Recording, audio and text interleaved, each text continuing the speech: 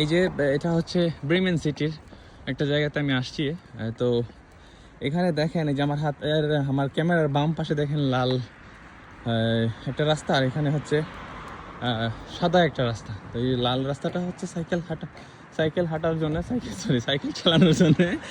আর এটা হচ্ছে সাদাটা হচ্ছে মানুষ হাঁটার জন্য। আর মেইন রোড হচ্ছে এই যে ওইটা দিয়ে মানে আপনার গাড়ি চলার জন্য রাস্তা। তো এখানে আসলে অ্যাক্সিডেন্ট হওয়া বা এর মানে এই না যে এখানে অ্যাক্সিডেন্ট হয় না, মানে এখানে সব সিঙ্ক্রোনাইজ করা। আপনি হাঁটার মধ্যে আপনাকে কেউ ডিস্টার্ব করবে না, আপনি সাইকেল চালাইলে কেউ ডিস্টার্ব করবে না।